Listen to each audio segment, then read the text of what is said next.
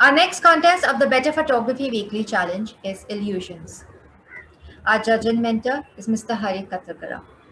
He's a Mumbai based artist whose work explores communities, environment, and personal memories. Using photographs as a starting point, his work involves layering them with found materials, text, fabrics, and drawing. He graduated with a master's degree in photojournalism at the University of Texas at Austin and started his career as a photojournalist in New Delhi. He also received the Invisible Photographer Asia Art Award in 2018 and is the co-winner of the Alkazi Photo Grant in 2020.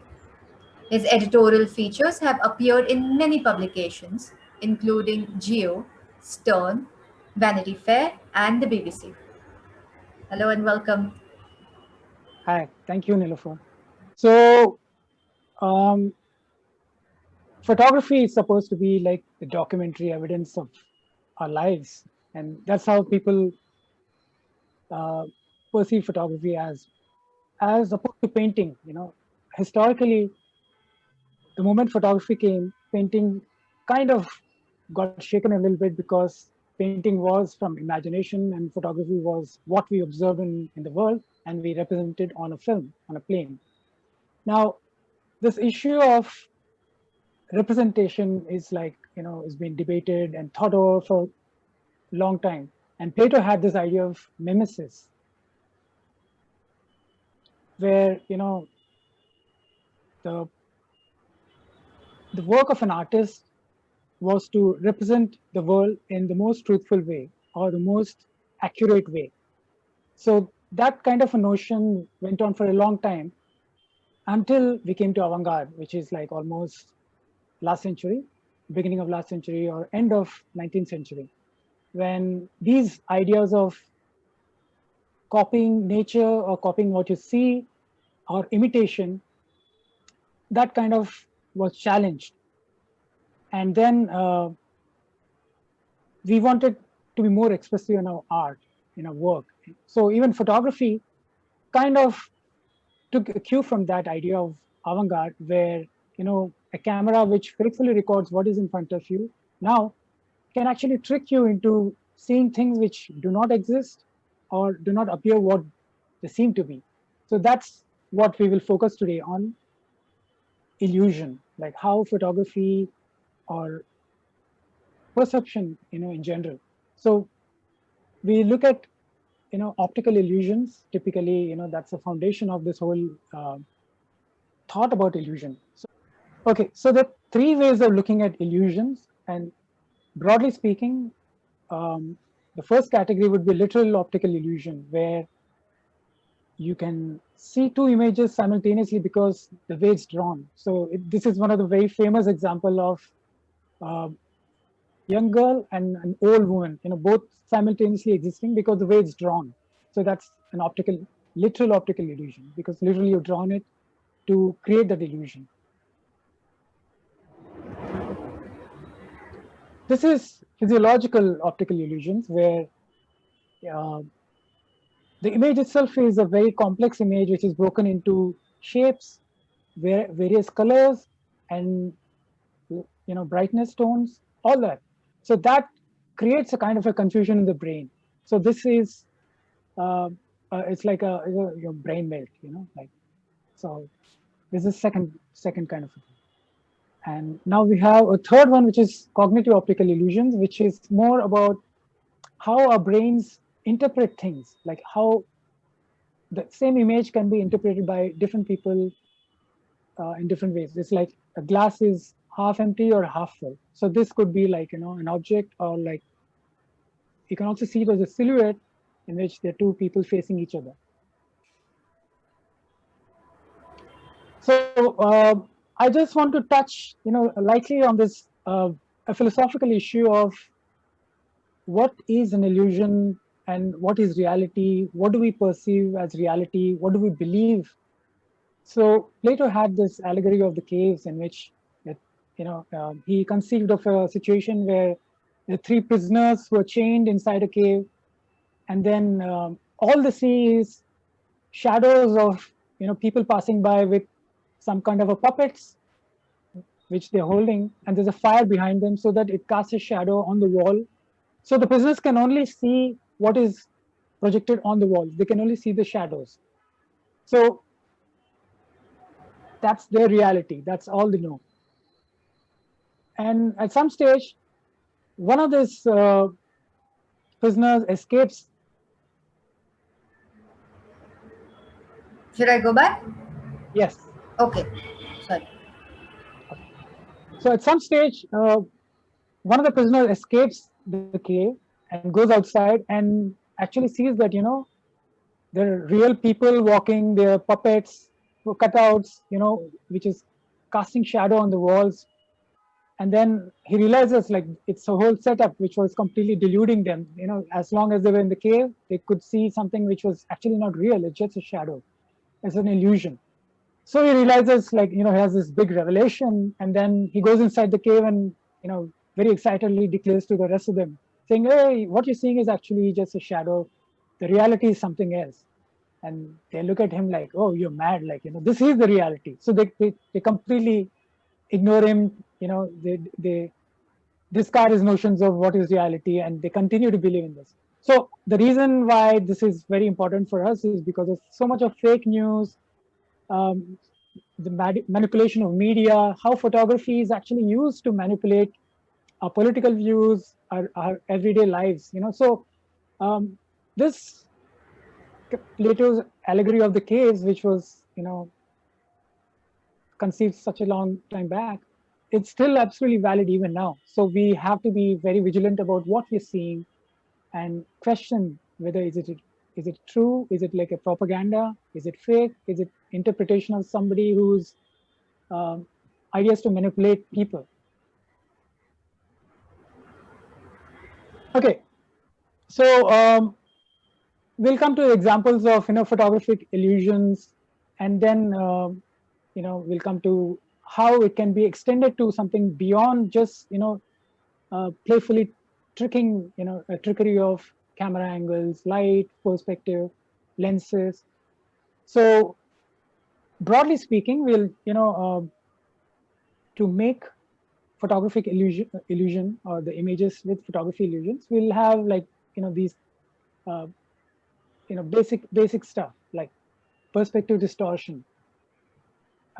Basically, you're using a zoom lens with a extreme wide, which kind of increases the depth, or you have a normal lens which which kind of gives an image which what we see with our two eyes.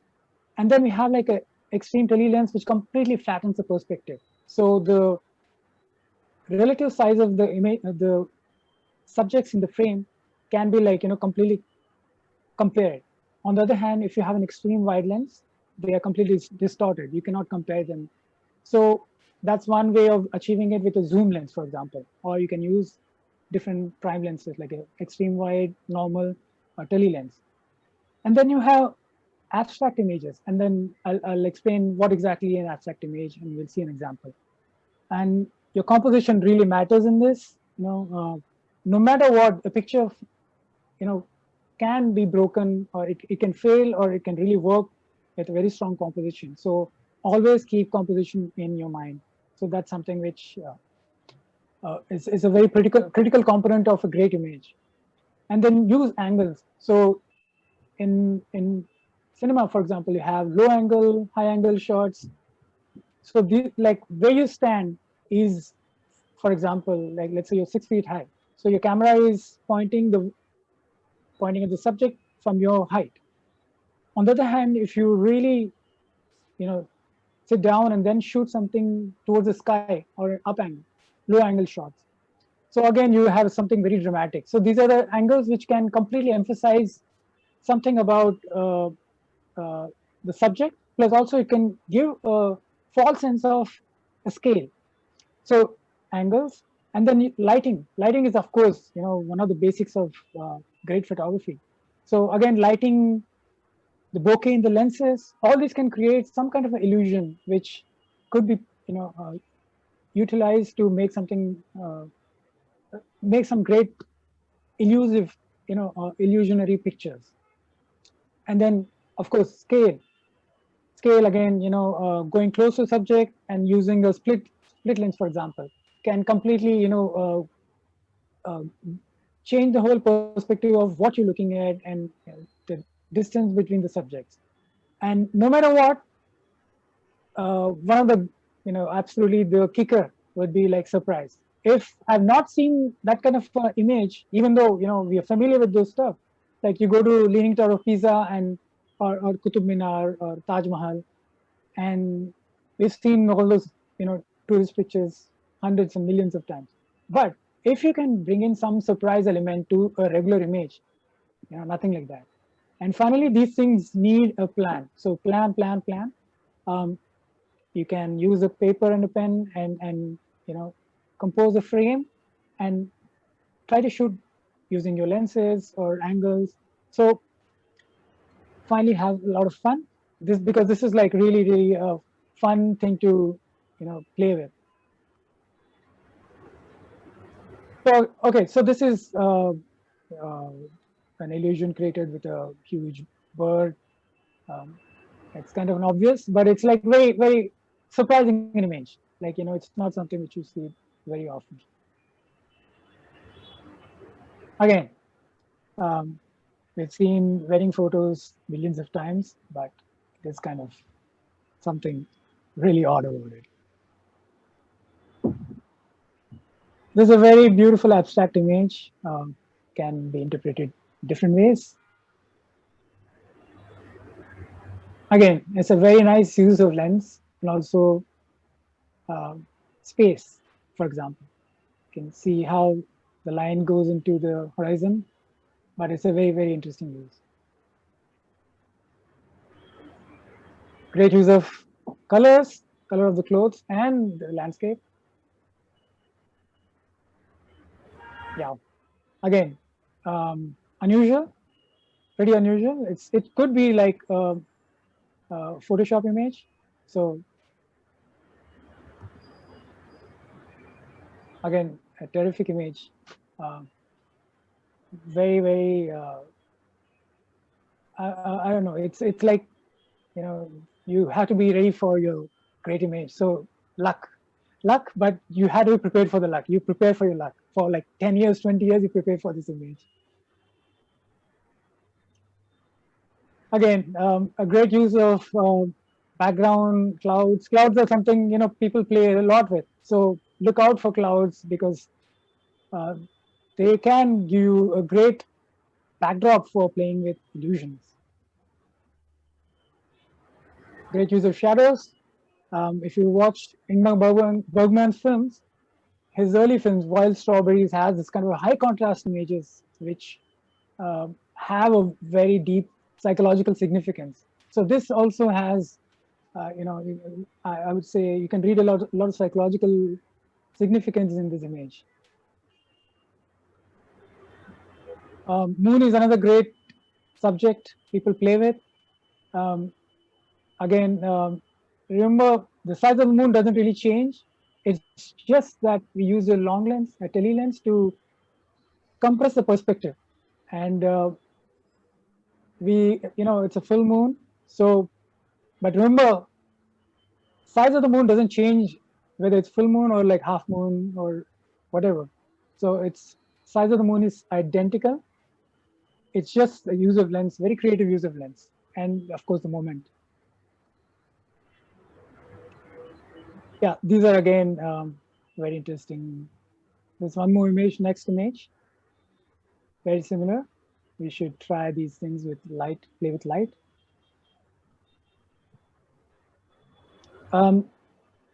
Use of a close-up and a very creative use. Again, depth, close-up, everything. There's a lot of stuff going on. Again, a great use of patterns, and this could be the physiological optical illusion which we're talking about. How the mind completely gets confused with so much of symmetry patterns. So we almost think it's like a hybrid animal. So yeah, that's another thing which you can play with. again, another beautiful use of shadows and play of light, and creating almost like a silhouette situation. It's a great use of that idea. So Elliot Erwitt is another one of the great Magnum photographers, and he did a lot of shots like this. People walking in New York with their pet dogs, and it almost feels like we're in a different universe where doggies of the normal size and um, human beings are like huge. It's like almost like a dog's perspective. That kind of maybe we've seen these images now a lot, but when this was shot in 1950, so this was definitely like a very uh, a novel way of looking at the world, a dog's perspective. He's a great street photographer, and this, I think, he was walking in somewhere in New York, and uh, is one of the great classic street photography, but also playing with the illusion that man himself becomes a bulldog. So I just shown this image of Rahul Gandhi's during his campaign in 2019, where there's this green spotlight on his head, and there was this commotion that there was a sniper trying to shoot him, or like there's a laser pointer or whatever, and during campaigns, all kinds of conspiracy theories happen. So one can obviously be alarmed by these things. But if you can also imagine that this could be actually a lens flare. It could actually be like sunlight hitting your lens, and there could be a little flare. It's you'll see that lens flares happening pretty often when we shoot outdoors with sun pointing into the lens, and if you don't have lens shades, for example, it's quite possible that you get this kind of lens flare. So again, this is an illusion which in this age of fake news or propaganda or uh, tendency to alarm public, whatever, to manipulate them. So I'm saying we should be alert to you know reading photographs, especially the news photographs, and carefully analyzing whether it's actually true or not, and reading the context. So um, in that way, being aware about illusions in photography is a good thing to actually question what you're seeing every day. So so we've seen how we can use tricks in photography to the more fun part of creating illusions. um, I would say, like, to go beyond that fun part and address something more important, like, it could be more about talking about deeper issues of you know how do we perceive world. What about things like propaganda, questions about politics, questions about what are we doing to the world, things like that. You can ask broader philosophical questions, so that can come under conceptual photography. And so we'll look at some of the conceptual works in this uh, genre. So Rashid Rana is a Pakistani artist, and he uses many different media. Like, he's an installation artist, he uses sculptures, but he's primarily is well known for his photography work. But basically he uses a huge image. For example, this is Shah Rukh Khan's image, which if and this is composed of hundreds of smaller images. And then if you go close to this image, actually each is composed of you know just regular people in Lahore. So they are maybe fans or whatever. So it's basically like creating an illusion of a Bollywood star who has like larger than life kind of image. But people who admire him, or his fans, or just regular people, are just like can be actually made to compose his fandom, or like to create that persona. And Rashid Rana also uses tropes of Western art, the art history, which most of the time the art history which um, in a developing country like India, or like our neighbors like Pakistan, Bangladesh, or any other developing country, our art history comes from the Western art history. That's what mostly we are familiar with. We are not familiar with, for example, our own history of art. A lot of people are not even taught or familiar with our own Indian art history. So, but it also implies how the power of knowledge and how colonial powers do act on our own education system or our own understanding of the world. So Rashid Rana is also playing on the Western art historical tropes, like so he's taken this Western art history, a very important image from Western art, and then composed it with different things. And you'll see as we go closer and closer, they're composed of something else. So this is the actual image, and then we see the composition is something else. So these are refugees who compose that image of uh, classical, traditional Western classical painting. But these refugees are the ones who want to go enter their borders, but they are not allowed to, or they're persecuted now. So he's talking about the politics of migration, borders, persecution, colonies. What is it being imperialism? All that stuff. Who's privileged? Who's not? Who's allowed inside your country? Who's not? So he's really talking about very important political issues of our current time. This is a photographer called Daisuke Yokota, Japanese photographer. His practice is very interesting, very material based. He basically takes negatives, boils them, burns them, destroys them, or scratches them, distresses them essentially, and photographs them, scans them again, and rephotographs them. And he keeps doing it, multiple number of times till the image almost becomes or sometimes obscure. It gets highly degraded.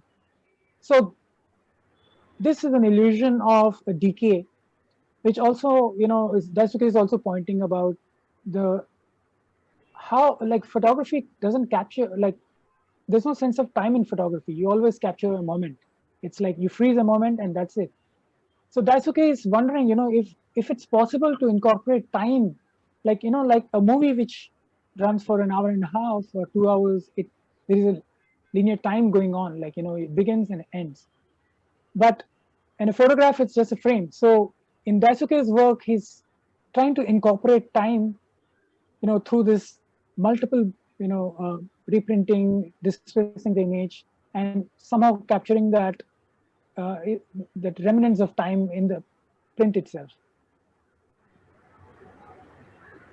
So these are some kind of, different kinds of illusion, very conceptual work again. Yamini Nair is an Indian American artist, and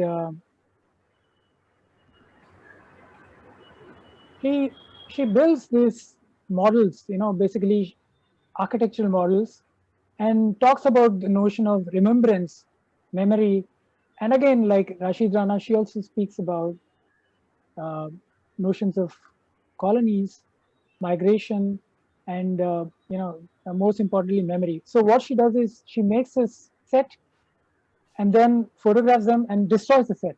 So essentially, you're left with a photographic record. So it's questions like, what do we remember, what do we record, and what do we have with us? So yeah, again, it's a very contemporary, work, a very contemporary view of looking at photography itself. Like from the traditional photographs which we saw, the fun part, to a very conceptual and a very contemporary way of looking at photographs by pushing the notions of representation itself in this. Femke Dekkers is a photographer from Netherlands. She's playing with architecture, but also playing with the idea of depth and perspective in painting. So again, she's constructing these sets and painting them with different colors, and creating this illusion of depth. And again, just the final record is just a photograph.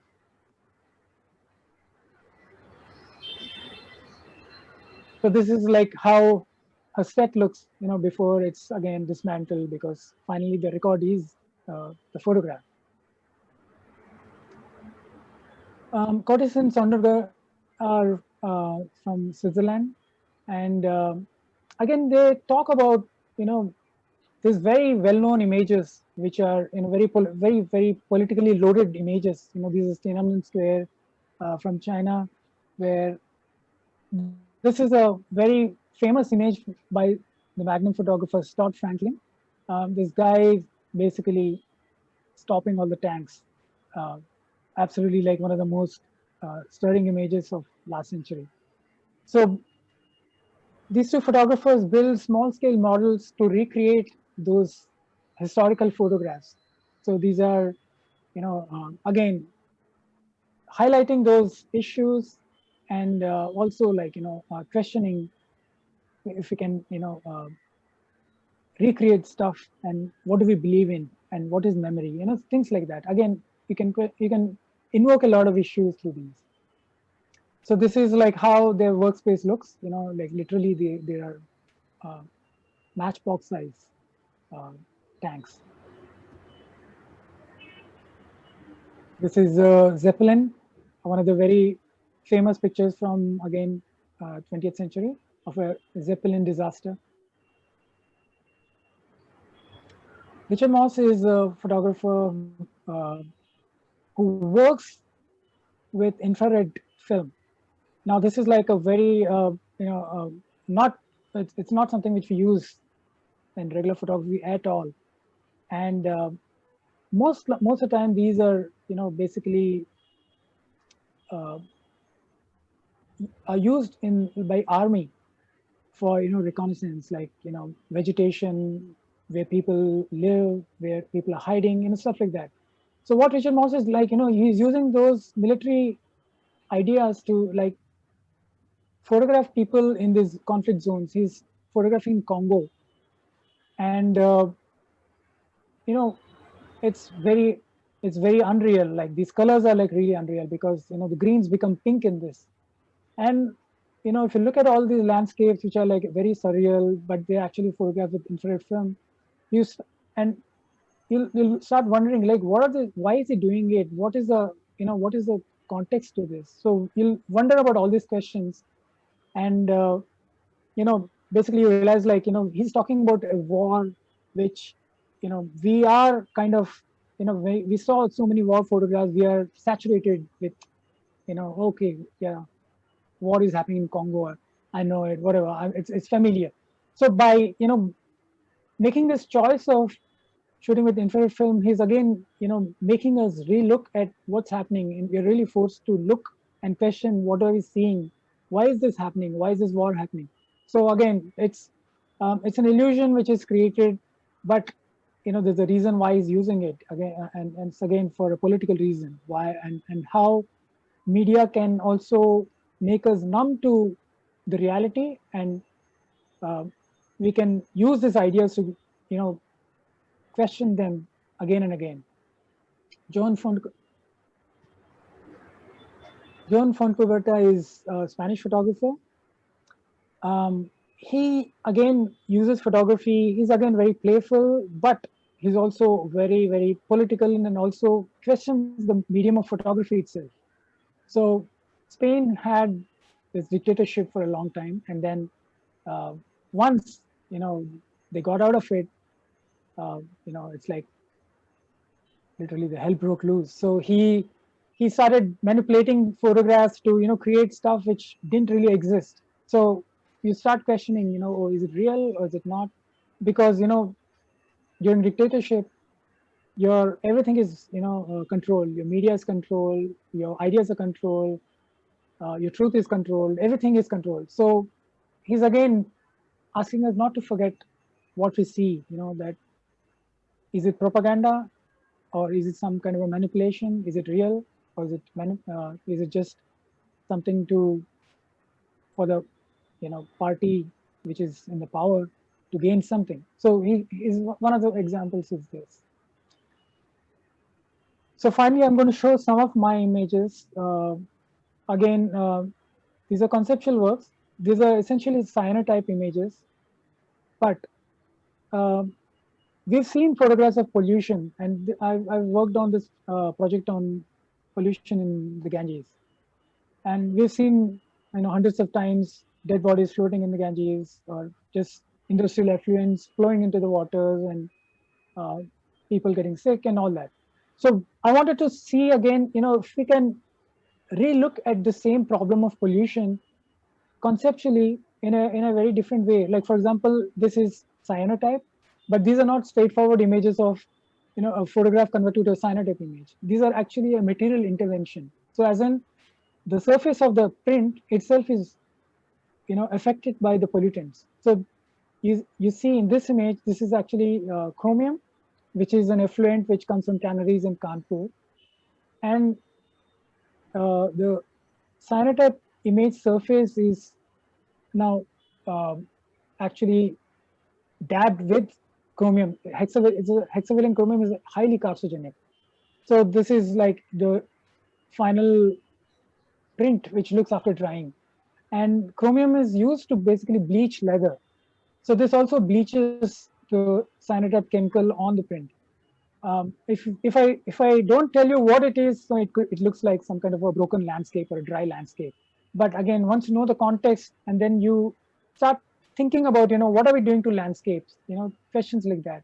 So in a way, it's trying to uh, relook at the same problem, by using different techniques and also a conceptual approach.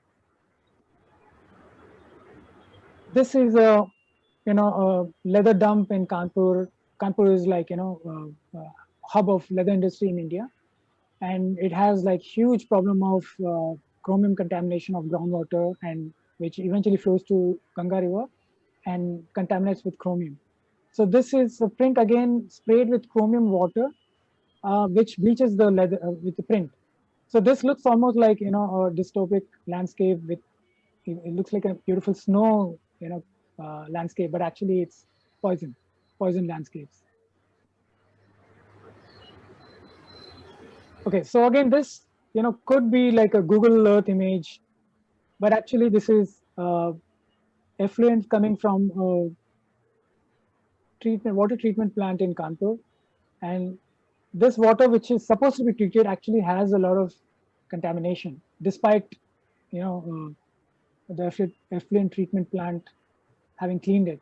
So there's a foam which is now put on the print surface, which bleaches the surface, and also it has this chemicals. So yeah, again, I wanted to see, relook at the same similar images which were familiar images, and make an intervention with the contamination, and see if we can, rethink about what we're doing to the environment and our waters and landscapes. Okay, so that's about uh, my take on photographic illusions. And as you can see, there's a lot of fun. It's a lot of fun in it, but it can be quite serious and conceptual. So I wish you all the best to play with this idea, and just have fun.